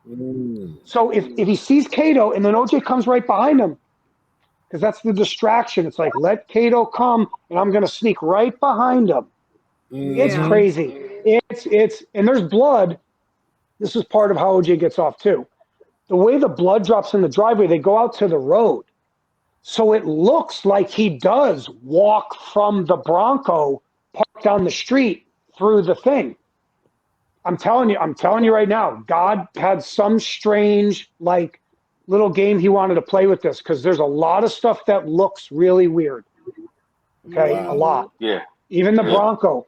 And the glove, was the glove planted behind Rockingham? I can make a case it was. And Dershowitz talked to Fuhrman on the live television, and Fuhrman got all upset, and Dershowitz talks about it. And you know what's funny? I was about to ask you, because why would he not just give Charlie the glove to get rid of with the other clothes? Right. Your brain's moving, and what I'm going to tell you is I can't answer that, because this is one of the there's about 3 elements to this case that I cannot answer, that keep me up, that drive me nuts. How the murders went down fully. Was Ron actually already there, right?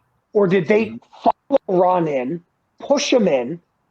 I don't know, because we can't tell. It looks like he could have been outside, pushed in. They could have already been there. The glove is the other one. Why is the glove in the back of the house? Was it stuck to OJ? Like, is it stuck to his back? Think about it, right? He's in the car. He runs out. He's panicking. It's stuck to him. He goes to the back. It falls. But here's the thing. They find the glove is still kind of wet. If he dropped it at 10:58, it's like before 11 p.m., that blood should be dry. Blood dries in like 30 minutes. Okay? Yeah, so because when did Fuhrman apparently find it? They find the glove at like 6 a.m. They jump the fence at like 5:30 a.m. But remember, Fuhrman finds the glove by himself. Remember that. But remember, now here's the other thing. There's not one leaf blown onto the glove. It's sitting there on top of a bunch of leaves. So either there was zero wind. Like it was placed. Right. For 7 hours, either no leaf falls on it, no wind blows it, nothing. For 7 hours. Okay? It's just sitting there. And Mark Fuhrman's the only one who finds it. He finds it by himself. So he leaves Cato inside and the other detectives and goes around the back like Dano from Hawaii Five-0. I pulled my gun out. I'm looking down the alley, and look what's there. That's weird. But let's listen to Mark Fuhrman's tapes of when he said he used to plant evidence on black people. And let's look at the other thing when he put a knife in a guy's hand and he said, die, N-word, die. He stuck a knife in a guy's hand. Yes. He shot him 6 times. Bum, bum, bum, bum, bum. When the guy fell, the guy had thrown his knife like on the chase.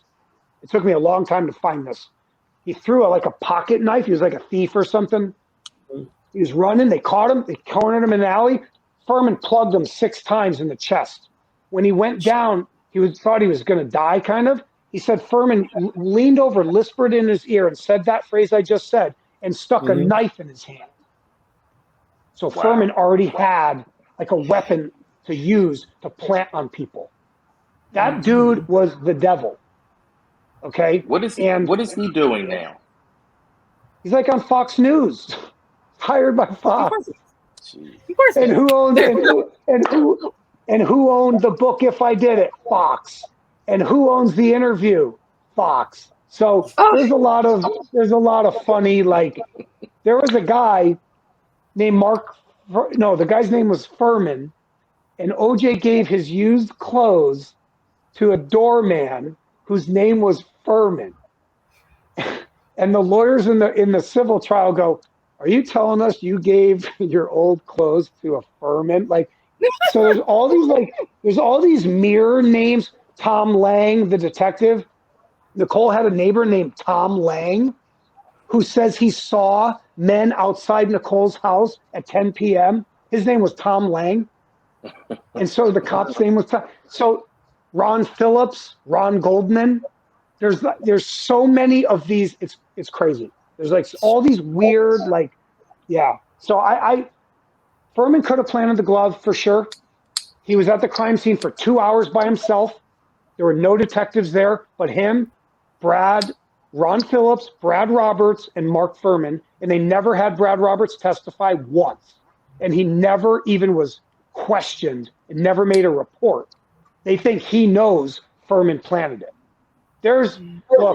That glove story in itself is massive. And I can't give like the definitive answers, but this guy, Steven Singular, look him up. He wrote a book called Legacy of Deception. He's the one who introduced the EDTA. He leaked it to OJ's team. They used that they planted blood, had EDTA in it. Look him up, Steven Singular. And he talked about the glove.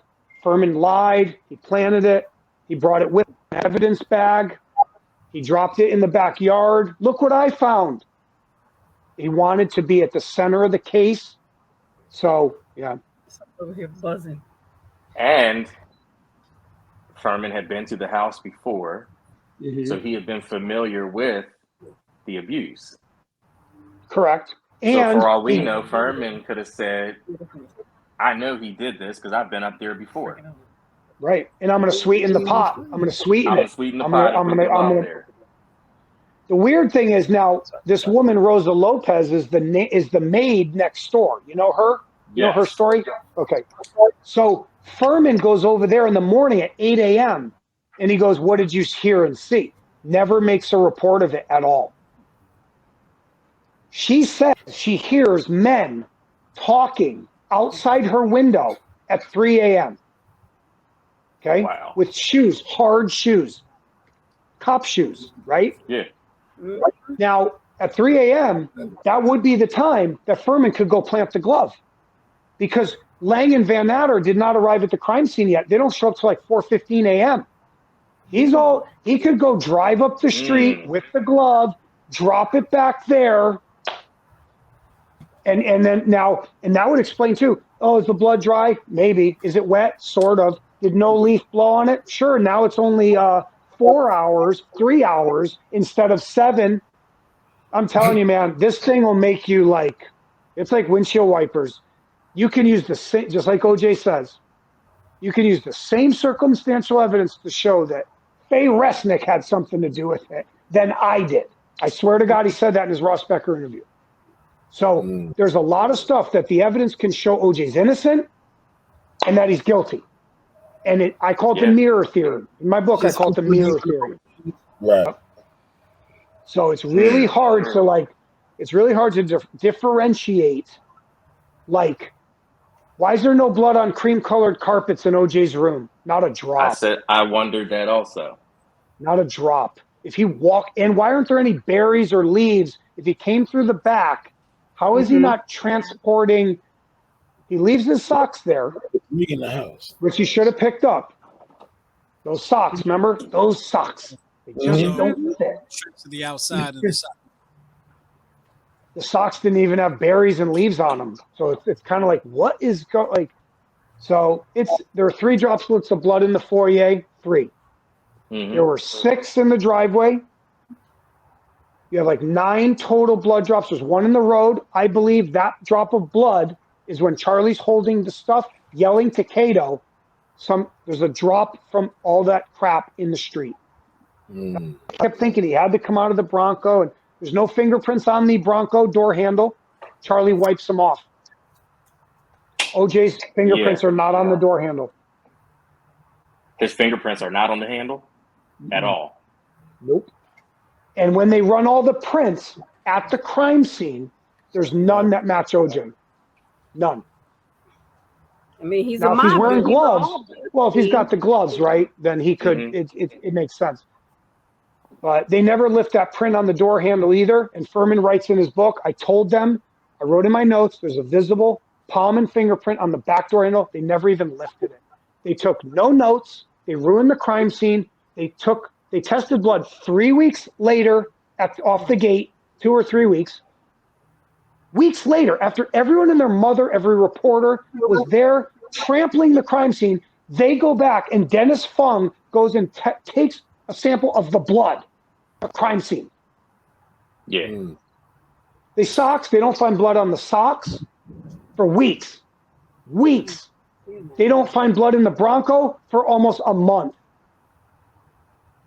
I'm telling you, whether it's apathy, whether there's too many murders in LA, I'm not here to bash the cops. I'm just basically telling you, like, if they could have messed up it any better, I don't think they could. Like, what they did on this, and you find Charlie's hat in the Bronco, you don't introduce that as evidence. Michael Bodden shows it in his video that he makes, that he goes, there'd be 2, that's what your question was too, Ryan, remember? There's 2 perpetrators. Why does Michael Bodden say that? Yes. I know, I'm just sitting here. I'm putting that on my list to go back and watch Biden's whole test. Yes.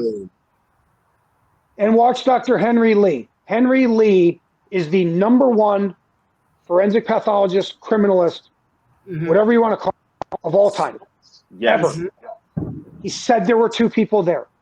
He said there's another shoe print. There's someone else there. He says it on the envelope.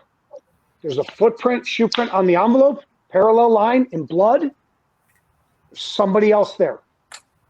Okay? And all the OJ or the Marsha Clark lovers or the Chris Darden lovers or the people that want to ream OJ in this and there's no Charlie, they're going to easily say, oh, Dr. Henry, he's a nobody. See, that's what we do as people. If we don't agree with what someone says, they're a nobody. They're a nobody. Trash him. But he's Dr. Henry Lee. There's an institute named after him. Okay? So, So if he says dude, what that guy does, to be honest, just off the record, just kind of from the hip, what I watched Dr. Henry Lee do is literally almost impossible. Just watch how he does the how he knows, like, the guy literally can tell you what happened at a crime scene without seeing. Mm-hmm. Just by the way the blood is moved. It's really crazy. So, but yeah, ask any other questions if you want. I know I'm getting too long-worded. No, that's cool. Listen, I'm enjoying it. Yeah, me too. I'm just sitting back and just taking it all in. Chris, you said you're a sports guy, and I'm myself. I'm a big sports fan, and what you just explained with how the police handled the crime scene, and me thinking about how good the defense team was for Simpson. Would you, a lot of times in sports you get a team with a very good defense or a very good offense, and you know they come up against a very good defense or offense and it kind of counteracts. Would you say that OJ got off because of the police not being thorough with the crime scene, or was it more so the all-star defense team that he put together? I mean, of course, it's a combination of the both, but if you had to weigh one against the other, which one gave OJ a better advantage? Well, can I piggyback off of that, Chris? Yeah, go ahead. So one of my questions can kind of tie in with that. Was the case ready to be tried? Because Darden says that it wasn't. Okay, I never heard that. I thought that was really cool when you were talking about that. I'd never heard that. Did Darden say that they weren't ready? Okay. Mm-hmm. So Darden, you got Darden me one. says, You got me one. 1-0. Ryan, you got me. YouTube. No, good man. No, I love it. I think it was on I think it was in the Megyn Kelly interview. Could have been another. Okay, one. I never saw that. That's good to know. He says it might not have been that one though. He says that the case was not ready to be tried, and that's where, you know, one of the reasons why everything went wrong. He's like, it was nowhere close to being ready to be tried. I completely agree with that, and I'll answer kind of both the questions. The prosecution needed to have investigators fully investigate the murders, right? It's not just about like taking the evidence that you have, right? It's also about like investigating on your own. Like, don't just look, go talk to sources, start to talk to some people, right? Start to learn. That's what Pat McKenna did with the defense. There was Pat McKenna, Tom McNally. I met one of the other guys. He actually has the murder book, the discovery file. He has it. Okay. Mm-hmm. His name is Barry Hostetler. He's like 80 years old. Very cool guy. Okay. Those guys beat the bushes to find out stuff for the defense's side, right? Yeah. Okay. The prosecutors did not do that. They didn't have any investigators. They just used what the cops had already found. You see what I'm saying? They didn't go off on their own and bring back new things to discover. And that was part of their problem. So the answer is yes, the prosecution is not ready. They went into pretrial within 3 weeks. That's not a lot of time. Wow. Okay? Right.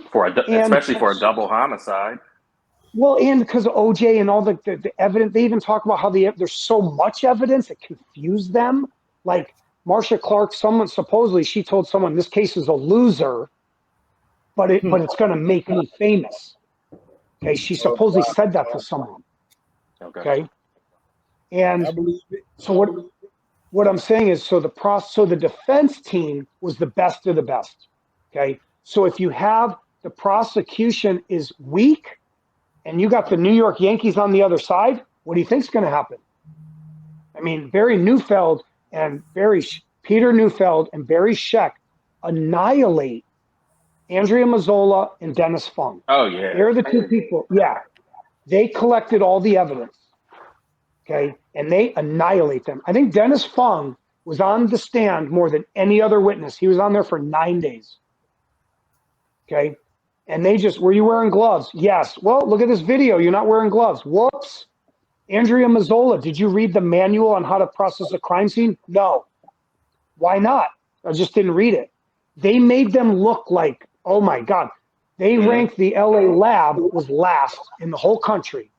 The guy made a video. I think it was Brian Heiss. Made a video. It was either him or someone. They ranked the LAPD's crime lab last. Wow. So that's a major city, and your crime lab. They planted evidence on people, minorities for decades. They had the Rampart scandal, dealing drugs with the gangs. Okay. They have Mark Fuhrman wore Nazi regalia. He painted a swastika on one of the cops' lockers because she was married to a Jewish woman. Okay. His fingerprints were on the locker. The woman, Patty York, what's her name? The wife of Judge Ito. She knew Mark Fuhrman. She had to sign a sheet saying she didn't know him. She knew him. Forgot her name, York. That's her last name. And and Ito was in a tough spot, but just to answer your question, yes. Great defense team, weak prosecution. Michael Jordan killed 2 people. The jury they all hate LA. The LA riots just happened, right? All that stuff came out with the Rodney King. Man, dude, they deliberated for 4 hours. Come on. They went home. I think there was this famous story. You might know it too, Ryan. Like, is either Shapiro or one was gonna leave for like a few days because they're like, oh, they're gonna deliberate. You know what I mean? Oh, and then they're like, stop the vacation. Like they got a verdict. He went up to wine country for his birthday, I think. Yeah, that's what it was. And they're like, they're like, what? It was like the next day. The next day, 4 hours. But yeah, Johnny, I understand. Come back. From was it Johnny? Yeah, it was just, I think Carl Douglas said he called him and said, Johnny, we got a verdict. Got to come back. Yeah, it was the jury. Look, I think our justice system has a flaw in it, and I'm not trying to like beat Thomas Jefferson and Alexander Hamilton. Okay. But when you have a jury of average people, okay, 12 of them, and you present them with DNA evidence that barely was even figured out yet. Oh yeah. Right? You feel me? And they said they beat the DNA to death. The jury said they were proven. Oh God. I can't even follow some of it. It's just the charts and the little dots. Yeah. You know what? Yeah. You know what, Stephen Singular, I actually got to talk to Stephen Singular once. I was honored to. They didn't really know what EDTA was. It's a preservative in a test tube that the blood won't coagulate. Right. So it's a chemical. And he tells it in his book. I'm not letting out some secret. He wrote this in his book. He's the one who told them a month after the murders, they had an inside source close to the police department that said, you need to look at the blood. Nobody knew what EDTA was. Barry Scheck didn't know what it was. Neufeld didn't know what it was. They got up to speed so fast. That's how bright these guys were. They got up to speed really quick on what EDTA was, and then they just attacked. The blood on the socks, EDTA. The blood on the back gate, EDTA. What does that mean? Planted. Yeah. It's not coming from his right. So, and the girl, Tracy Savage, was sleeping with one of the cops. She was a reporter. She broke the story that the blood on the socks was actually Nicole Brown Simpson's before anyone else knew, before it was tested.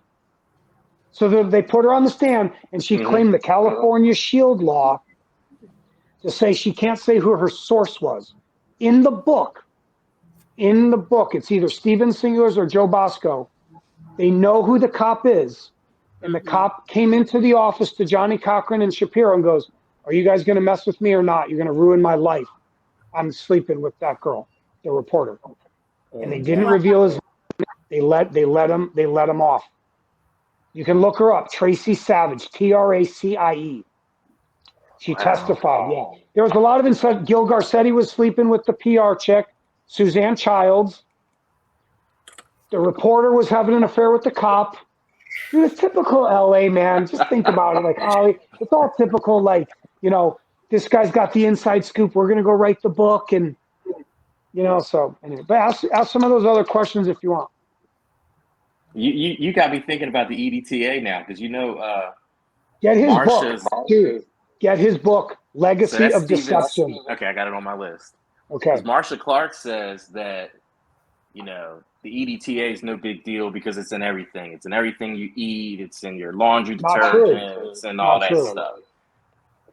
Traces of it can be like, yes, the chemical in your laundry detergent. Could it seep in through your clothes? Okay. We're talking about blood. Yeah. Okay. We're talking about in your blood that is registering high amounts of EDTA. Yes. And they had like FBI guys come out. It was like Frederick Reeder said yes. The other guys said no, and they would go back and forth. And then even Dershowitz and some of the attorneys talked about, oh, they did their own test with no control. We didn't see them do it. They did their own thing. Dude, they brought in meteorologists or weather people to say whether there was dew on the glove or not in the morning. And they went back and forth. So like every single thing, man, was like, that's why the trial went on for 11 months. Yeah. It never ended. I still haven't watched the whole trial. I've watched it every night before bed. I still haven't gone through the whole thing. Oh my God. So it's funny because some stuff I do remember, like some testimony, because I literally sat home. It was on for, I think it was on that summer. And I literally watched it from the time it came on to the time it went off. Then I watched whatever shows came on after that where they would talk about it. So like I've been kind of going back and watching stuff on YouTube, different people's testimony. It's crazy. It's very, it went very on for 2 summers, right? Because you had the pre-trial in the summer right after the murders, and then you had it the whole next year starting in January, coming all the way to October 3rd. So we all lived with that for 2 years. Really? Okay. Yeah. It was a long time. Dude, if you look, you know what the fun thing too is, if you go back and watch the trial, now that you know that Charlie was with OJ, you'll see everything come. I was going to say, yeah. Yep. See, Chris, see what you have done. Now I'm going to go back and I'm going to watch all the testimony and stuff like that. I'm going to be up all night. And you will see it. It's like, I call it in my book, I use a chapter, it's called Rosetta Stone. And what I'm saying is, this is the Rosetta Stone, right? And what Charlie tells you.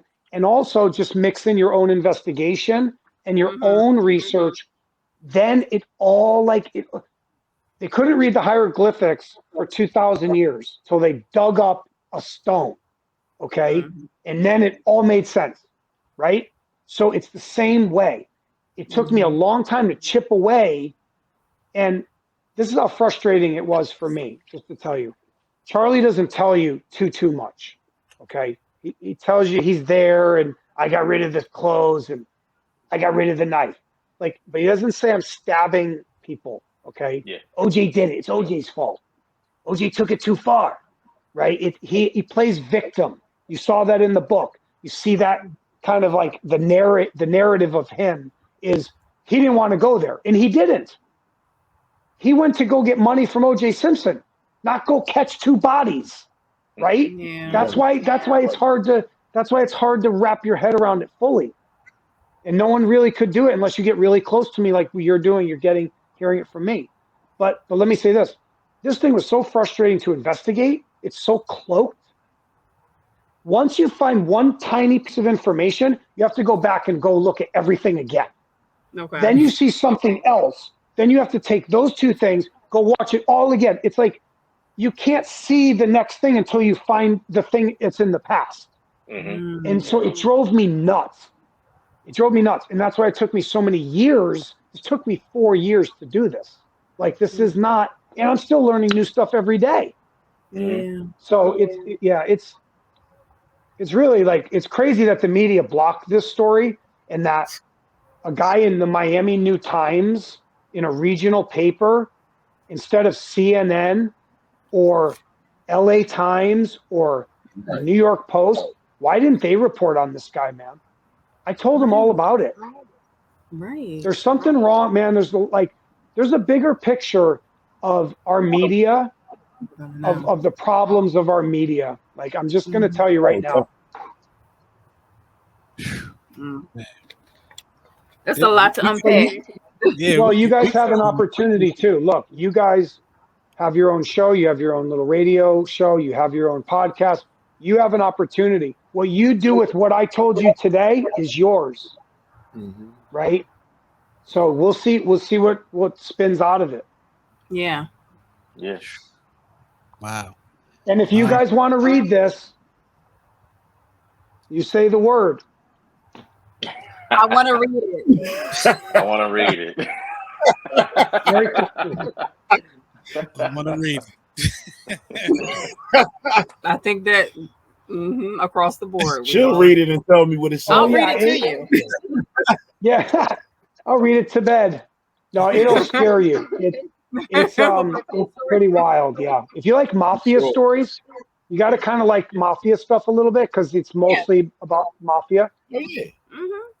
In the middle of the script, you ride in a white Bronco to 875 Bundy. The first time I read it, I was pretty much just like I just was, I was in person with them. Wow. So you're trying not to overreact, like, oh my God. Like you're trying to like sit there like, Right. oh, I didn't know that. That's so weird. I didn't. Oh, okay. You had an accomplice? Like and what you guys will love about it too is, and because Ryan is like a historian about it, and you guys probably all are in a way, it brings you back. It takes you back to when it all started. And I swear to God, it's like a time machine. You will forget where you are. When you're reading it, you will think you're back in 1994. It is fascinating how they did it. Yeah. Wow. Oh yeah. We need it's a trip. I'm trying to think if I have anything else to tell you guys. If there's a third assailant, that could be crazy. That could be the craziest element of it all. I have two sources that say there is a third person. Wow. He's a drug dealer. They found enough evidence. I'm open to anytime you guys want to talk about it, man. And look, hey, if you guys think of new stuff, if you see something I didn't bring up, I'd love to hear from you guys too. I truly believe things are team efforts. I worked in the movie and TV business for a long time, not so much anymore. I've kind of turned into more of an investigative producer, author, journalist. It takes a team of people. And on murder solves, everyone has a little puzzle piece that they can give. And just like Natalie Wood was, Aaron Hernandez, people know. It's if you just ask the right people, they all have this little piece. Right. Chris, you're bringing up some of my favorite cases. So cool, one day man. I think we need to talk about those too. I agree. I'll give you one Aaron Hernandez. I'll give you one Aaron Hernandez thing because everyone seems to love Aaron Hernandez story. So he went stigmata suicide. He put blood on his palms and he crucified himself in jail. On his forehead, he wrote John 3:16. For God gave his only son, right? And all who believe in him shall not perish. God made Aaron do it. And what happened was when he wrote that, that was actually a cryptic goodbye to Tim Tebow. Oh. Really? What now? Ooh. I was Aaron's first movie producer. I wrote him in jail. One of his family members called me. I'm actually from a town near him. And I knew some people that knew him, and I wrote him in jail. He read my letter. I said, I want to make you into the Scarface of sports. Okay. My phone rang 2 days later with one of his family members and goes, Aaron wants to do it. This is from jail. And then he went stigmata suicide. I think it was a year or 2 years later. And 316, Tebow used to write under his eyes. Remember he put the patch? Yeah. Because of Florida. And so Aaron was saying goodbye to Tim Tebow, who he always worshipped which was a very strange gangbanger kind of, chain smoke marijuana, wanted to be a gangster, tats, the teardrops, to Tim Tebow. Yeah. And he had this relationship with him. That's why Tim always got kind of messed up when they talk about it. And that 316 across the forehead is saying goodbye to Tim. Wow. Okay. Yeah. I got some other stories about that. So, but no, man, look, I really appreciate you guys having me on. Yeah. And we Yeah, appreciate you taking coming the on. time. We Yes. appreciate you taking the time. And listen, don't be a stranger. Please don't be No, a stranger. man, I'm always open. And I Chris, think Justin, Chris, I'm going to have a million questions for you after this. my door's open. Send this right up. Look, I might have to fly to where Chris is and have lunch. I just got too many. You ever, hey man, hey, you ever want to come out? You guys ever want to come out? My door's open, man. We could sit down anytime, man. We could go on a little tour. We can go to the graves. We can go to the murder scene. We can do whatever you want. Okay. I thank Justin for answering the phone. Yes. Thank you, Justin. And I thank Justin. I thank Ryan. I thank Tara. I thank Goose. I thank you guys for listening. I'll tell you straight up, Chris, thank you, because I'm telling you, I've enjoyed just talking to you over the last couple of weeks. Mhm. No, man, it's Especially me as a being so interested in this, to actually hear somebody that's connected, Sure. and has inside info. Like it's really cool. Yep. Well, when you told me, when we first spoke a couple times, and Tara told me this too, her passion for the story, your passion, part of me, I almost not pitied you. I just kind of was like, oh man, like if these guys really find out what I know, they're just going to go like, they're going to be through the roof. Because it's like, for me, it's like a dream. If someone goes to me, I love the OJ story. I'd love to know. Because for me, as like kind of a God-fearing Christian, my story is kind of like, I need to tell the truth. And if I have to tell people one by one, then that's how I have to do it.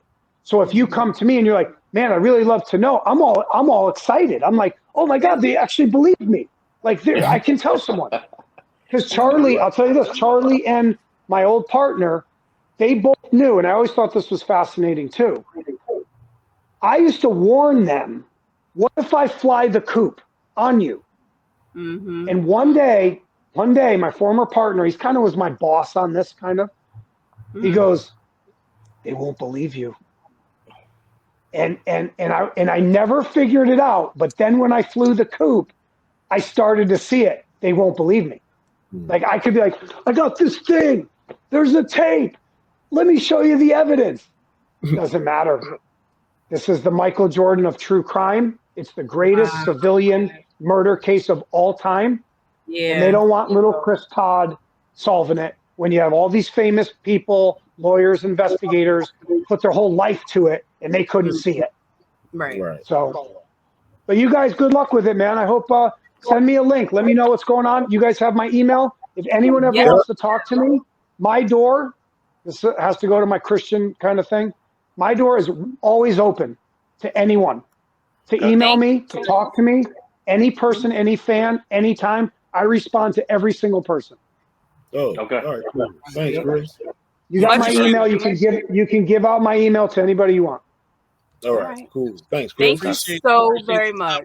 Information, appreciate all of it, man. Thank you. Thank you, Chris. And we will talk to you again.